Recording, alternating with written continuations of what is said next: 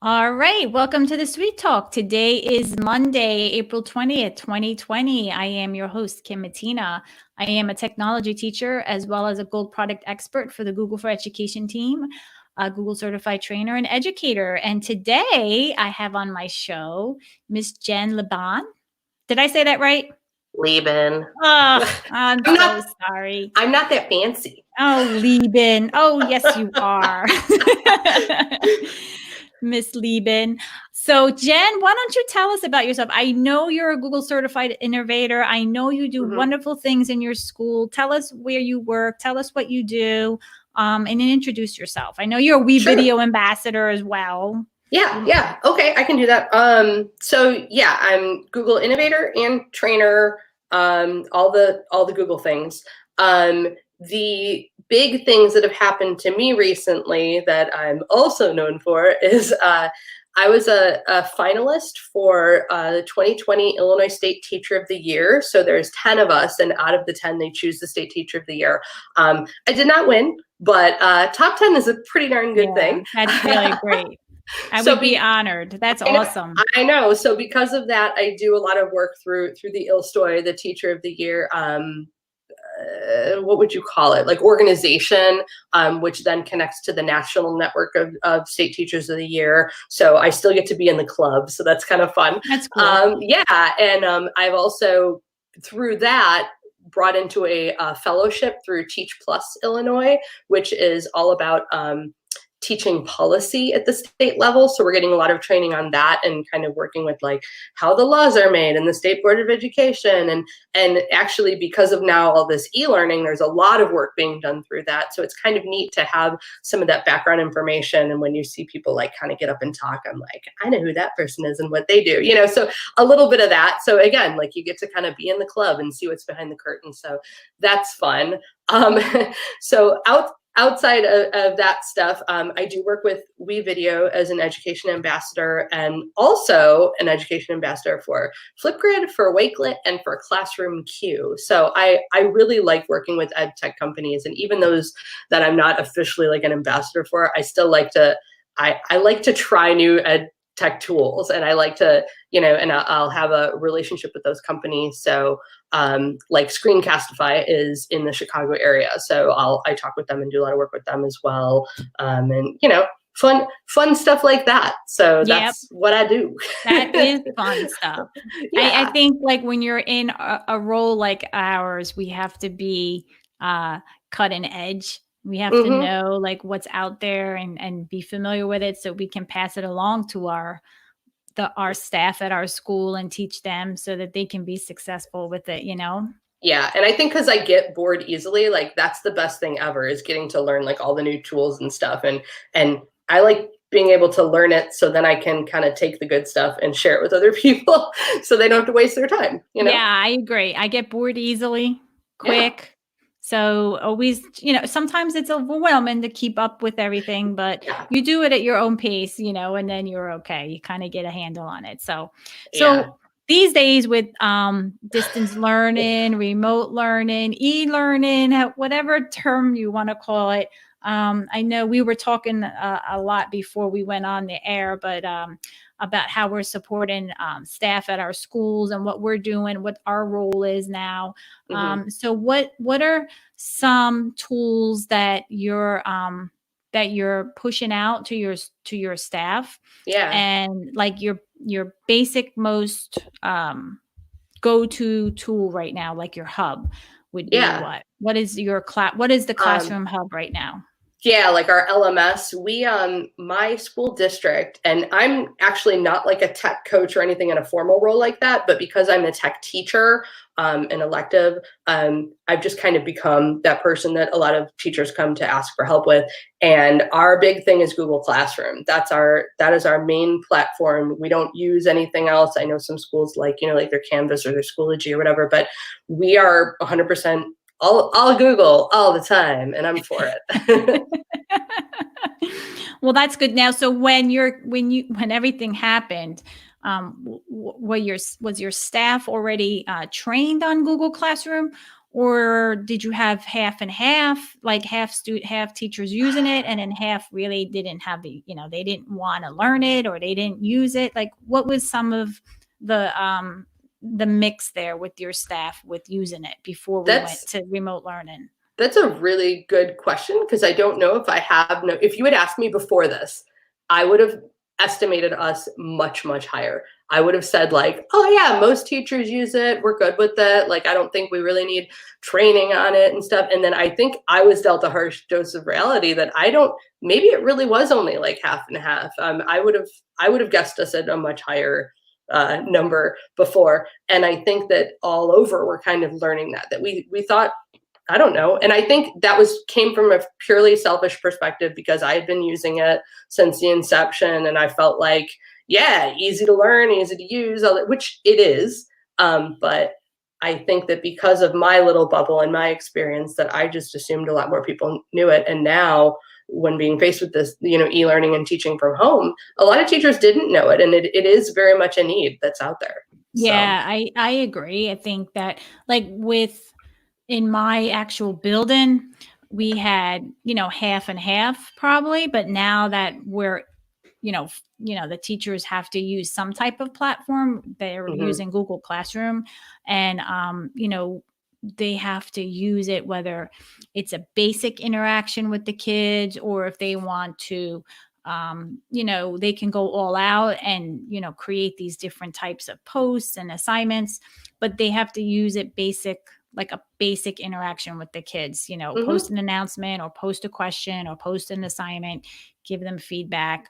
But yeah, I think, and like my building, we're in the middle school. So we were okay to, some teachers, obviously they need more help. Their background knowledge on it was a little bit more needy than others. You have your different levels.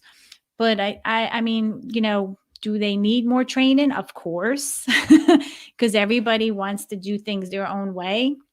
After they set things up, they want to, they have 100 million more questions to ask you once they get everything set up. Yeah. But then you have other teachers that just don't, they don't know what their Google password is, or they don't, it's like night and day.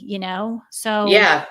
it's hard, it's challenging, and to give training sessions online to staff is even more challenging, I find, because you can't see them. Like, you have to share your screen.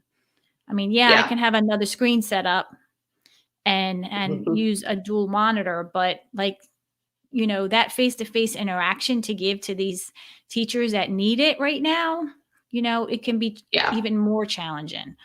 I encounter that with students too, though, because they will email me and they'll be like, well, I can't find this, or this isn't working. And I'm like, well, I'm gonna need a little bit more information than that. Can you tell me exactly what's going on? If you can give me some screenshots, that would be great. Or like, one of the things I do to try to alleviate this is I have a Google Meet every day. We have like our open office hours that I have just for students to pop in and ask questions, with the idea that they could share their screen if they had to, because that's the best I can do. The closest I can get to like kind of being sitting next to you in the classroom when you have your Chromebook open. And I'm like, well, let me take a look at it. I mean, I can't like go type it on your screen, but you can show me what your screen looks like. And I can tell you like where maybe you should click and try to look for things. And it's funny because what works for students is kind of what works for teachers too. So I will share my office like Hangout link to the whole staff, so that if they have questions, they can come in and ask me questions too, because it's like, if I can help, why not? Exactly. Yeah. And again, like, it's the same thing, share your screen, give me a screenshot so I can help you. Call me on the phone, because Yeah. it's easier than emailing back and forth. But yeah, I mean, Google Classroom is really the hub that Yeah. that most people are using, especially like, if you're a Google for Education district, like we are as well. We're using that as our hub. And, like, I'm trying to tell teachers, like, make sure when you post assignments or questions, you have to put a topic in there for Yes. them, because Yes. it's just easier for the kids to find the posts. And I tell them, like, create a post for the day, put the date, and then put, like, if you're teaching elementary, put the date ELA, put the date math, put the date social studies, and have it all organized that way. Or you can just put the date and then number, title your assignments, with numbers. I tell people that is another good idea, is to number your assignments.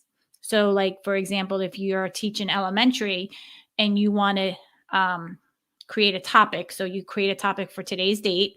Yeah. And then you can number your assignments at the same numbering scheme for each subject. So you can start with, like, number 100, all about me, and that's ELA. And then number 200, mathematics. Number 300 would be science, and then number 400 would be social studies, and then all that could be grouped into the topic for the day. It's just a way of trying to organize it so that the kids can find things easier. Yeah, the numbering of assignments was something that I did first hear about from Alice Keeler. Yeah. And that I started using that in my classroom. So when we were in person, everything was numbered, because we don't use the grading function of Google Classroom. We use PowerSchool. So one of the great things about that for me was that I could have assignment 5 in Google Classroom was assignment 5, the grade 5 in PowerSchool, so that when kids are like, well, what's that assignment that you said I have missing? I'm like, well, it says number 5 in PowerSchool, so it's assignment 5 in Google Classroom. So it was just easy to have things align. Now that we're not in person, though, I've actually changed my, I still number assignments, but I number them by date. So now that we're to all e-learning, I will use the topic for the week, and I will, I find that I put the date first on there. That's easier to keep track of, because if there's any confusion about, like, is this week or last week, you just look at that, like April 20th through 24th, and that that's it. And then under each topic heading, it'll be like, 4/20 Monday, 4/21 Tuesday, 4/23, and then so it's listed that way. I actually talked to my son's school is across the street from us, so I know some of the teachers there, and the one teacher had messaged me kind of like, help, I have a Google Classroom question, and it was having to do with how they had things organized, and I showed her how you can actually just click and drag and reorganize your assignments if you run into any issues or anything. So that's kind of cool, and it was just neat to see, because there's so many ways you can organize Google Classroom. It's finding that way that works for you in particular. So if you're a teacher that does a subject and you have a classroom for your subject, you probably want to use some sort of timeline approach. But if you're an elementary teacher and you're teaching all the subjects, then you have to think, do you want multiple classrooms for different subject areas? Or in the case of this 4th grade teacher, they had come up with a really cool way of doing it, where they still had weeks as a topic and then each day as the assignment, but then they used a slide deck that then had, ELA, math, so each day had like its agenda of the different slides. And that's interesting. I thought that was kind of cool, because rather than having to click to each subject to find your assignment for the day, it was just the day. So the classroom was just 4th grade, and the topics were the week, and then each day was just the assignments for the day, and had the slide deck with the different assignments. Oh, that's a good idea. Yeah. So I wouldn't have thought of that, being that I'm not a 4th grade teacher with all the subjects. I'm, just tech or just art, so it's cool to see how different people use it and structure it. Yeah. My husband he uses Google Classroom as well. But he's been doing everything through a Google site that he's been doing. And he has a different page for each week. And then he'll just kind of archive the pages and make the current page the current week. So that's kind of interesting, because that works for him. So it's neat to see how people kind of customize their organization and find what works for them. Yeah, exactly. Like we were just talking before, everybody uses it differently, because everybody's needs are different. And like I was saying to you, write in the book with Alice, the Stepping Up to Google Classroom book, Mhm. she uses it way different than I would have ever used Google Classroom, because Mhm. I am a special area teacher. I do not teach all the subjects, and I'm Mhm. in middle school. So it's totally different than what she does. So, I mean, her thinking was totally different than mine. Mhm. And there's nothing wrong with that. It's all this, it's how it works for you. Yeah. And it's funny because, a second grade teacher, a fourth grade teacher, a sixth grade teacher, eighth grade, 12th grade, they're all going to have it. It's all going to Yes. look different for them. So Yeah. it has to work for you, So like you said, make sure you have topics Yeah. on your assignments, your Yeah. posts, numbers, a number scheme that works. To organize your classroom. And you know what else?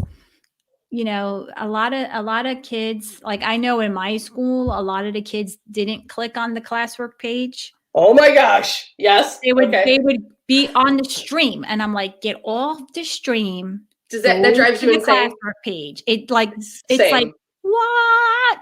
Same. So I just created, like, Alice had like a Google Classroom header template with a Yes. finger. Yes. I told all the teachers, change your header, use this template, and you can put whatever you want in there just so it points to the classwork tab. Yes. I got that idea from I have my own version of it, but same idea that I Same had seen thing. from Yep. Alice. The other thing I've been sharing out to all of the teachers is, I think it's Tom Mulaney came out with a really quick 2-minute YouTube video that was just how to turn notifications off in the stream, but he also explained like why. And I thought that was important too. So it's not just Jen being like a, commander, like turn off your streams and blah, blah, blah, just Yeah. like me being like anal about it. But it was like, he explained why, and he does it really concisely in 2 minutes. So I have his link that I share out to everybody all the time. So it's like those two things together. It's Yep. like the 1-2 punch that I think really helps and makes it better. But that's why I love seeing other teachers' organization in classroom, because there's always something you learn that you didn't think about that is useful for you, maybe in your own way. But it's like, that's why It clicked love, sometimes. yes, I love Mhm. seeing all the different organization things, because there's always something you can learn from it, and you can find that you can kind of personalize and make work for you.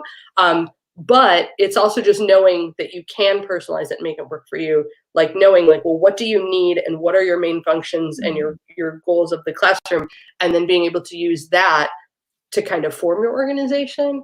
But after you understand it, then seeing how other people use it so you can kind of tweak it and make it yours Yeah. is just like, I love that. Yeah. I mean, like, so what you're talking about is hiding the notifications on the stream page. I hide them completely, because You then can kids are hide them. forced to go to the classroom page. Yeah. You can hide them, or you can condense them. Yeah. And then if you have it in condensed mode, it shows like the attachments that are on that post. Yeah. But if you hide it, then it only shows the announcements. Yes. And Which I find cleans it up. for middle schoolers, that's necessary, Oh because goodness, yeah. if they can be lazy, they will be lazy. And I say that with the most love in the world, because I'm a middle school teacher and I love my students, but they are lazy. This is true. This is true. I mean, how many times do you have to say, click on the classwork page? Right. And then what I do is, like, because I have to teach like all the 8th grade kids to see if they're, different lessons to determine if they're technology proficient by the time they graduate 8th grade. So in my school, we have 4 teams in each grade. So there's 4 8th grade teams. So they're team E, F, G, H. So what I do is, in my Google Classroom, I learned from the first year, right? So the second year I learned. So I created 4 topics, 1 for each team, and then each assignment I numbered it, right? E-001. Yep. E-002, because in Google Drive, when I went to Drive and looked at, the folder structure, I didn't know what assignment went to what group, and it was a big mess. So Yeah. that's how I learned. So I learned the hard way. So the second year, I numbered my assignments with the team, because in that class I had like 300 kids. That's a And good idea it was, because it's different, now that I've been using Classroom for about 5 years, I can't go into the Classroom Drive because everything just says Creative Tech class on it, because I didn't have that system. But one of the saving graces now, though, is that I can go into a Google Classroom and I can go to the Classwork page, and at the top of it, there is a link that says Google Drive folder. So it will take me directly to it from there. But if I go in from the Drive side, it's a bit of a mess, and that was my own doing, But I do love, and I've been using, like, when you go to the Classwork page and just clicking on that Drive icon, and then I'm like, oh, cool, it's everything for this class specifically. Yeah. And what's cool about that is if you click on that Google Drive folder icon on the Classwork page, you can sort it.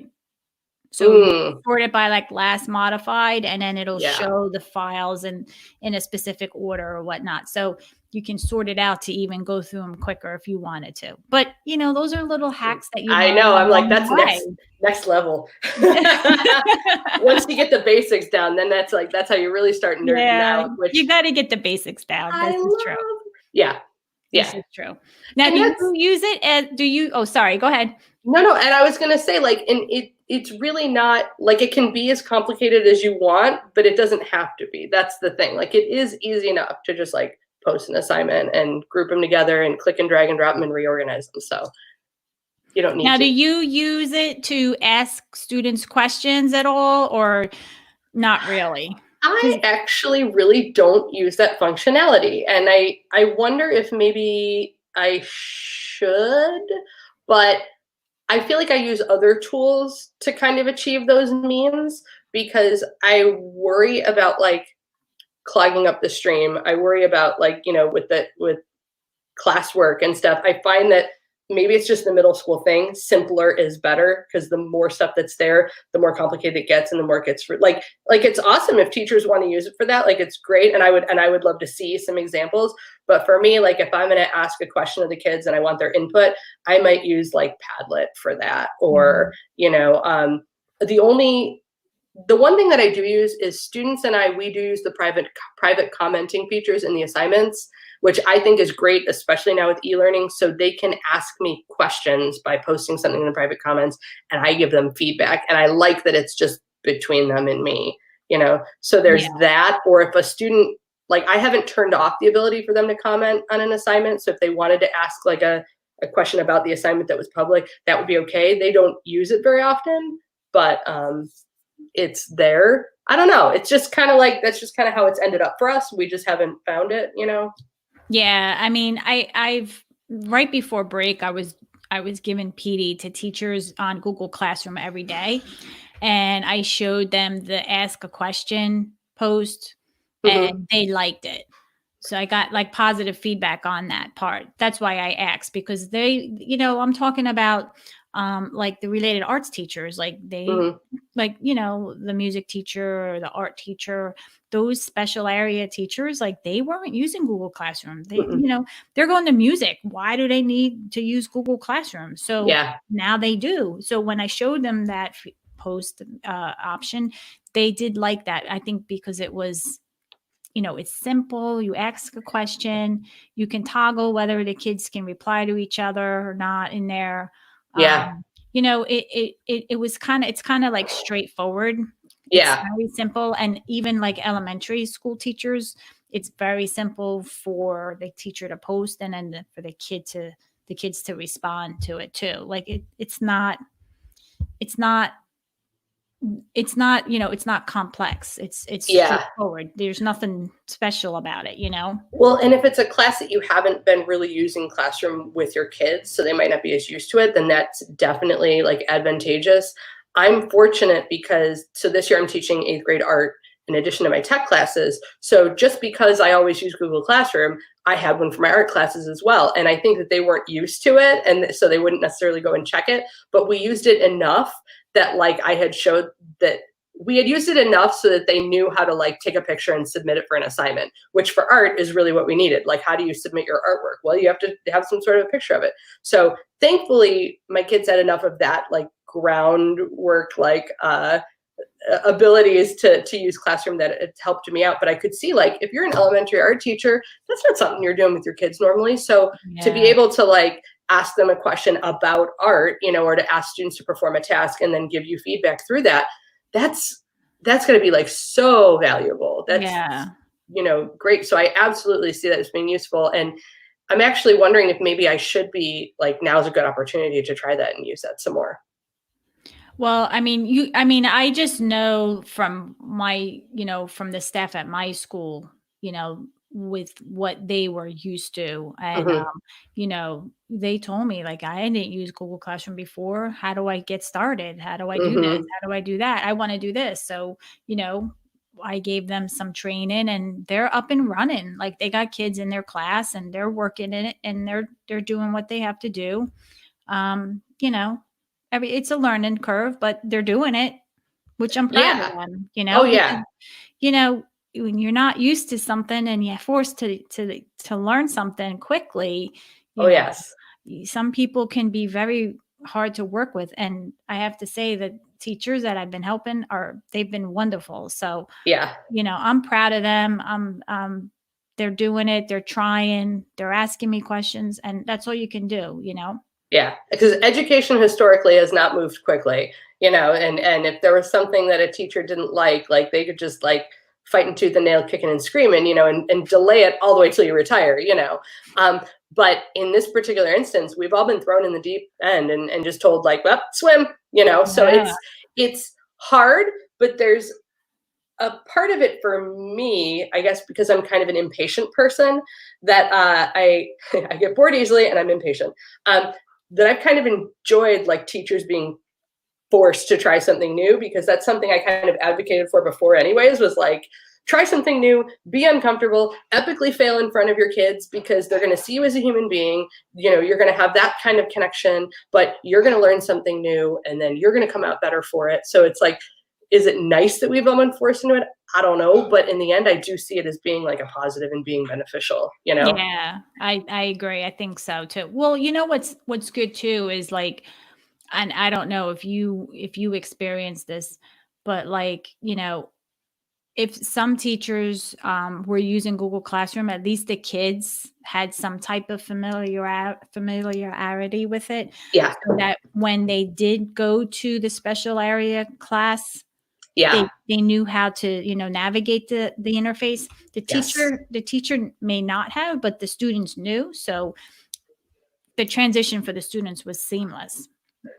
Not so much for the teacher. I was going to say, I don't know if you've heard, but there were some, I think I had seen on Twitter, like students being very crafty and taking advantage of the teachers that didn't know about Google Classroom and telling their teachers things like, oh, Google told me that I've hit my limit today for the number of assignments I can view or something. And the teacher's like, is this true? I don't know. And they're like, no, totally making that up, taking advantage of you not knowing your text. So there you go. Like, teachers, I know, it's don't crazy. be fooled. Yeah, don't be fooled. Have some common sense, because they will try to put one over on you. oh yeah. Well, thanks for joining tonight, Jen. I really enjoyed our conversation, on air and off air before we aired. So that was a lot of fun. It's always good to connect with you and see what you're up to these days. I know we're all busy and trying to, help everyone and do the best we can. So hang in there. Thank you. You too. Hang in there. All right. So let me wrap up the show. So first of all, Alice Keeler and I wrote a book. It's called Stepping Up to Google Classroom. It's 50 steps for beginners to get started.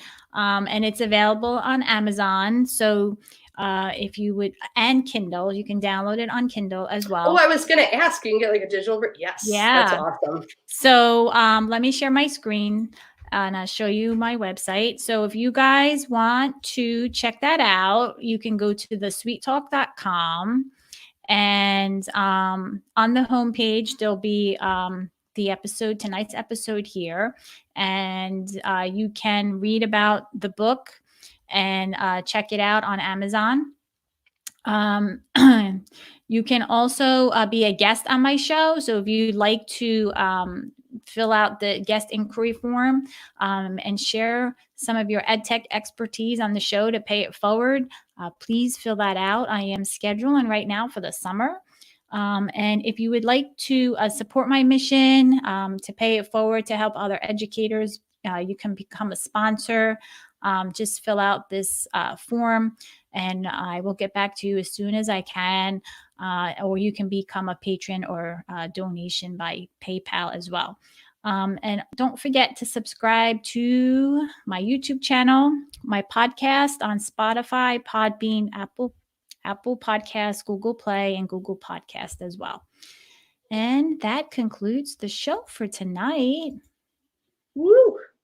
Oof. Are we back? Yeah. Oh my! You are all over the place. Yeah. All the things. That's awesome. So anyway, well, that concludes our show. And until next time, thanks for tuning in and have a great evening. Bye. Bye.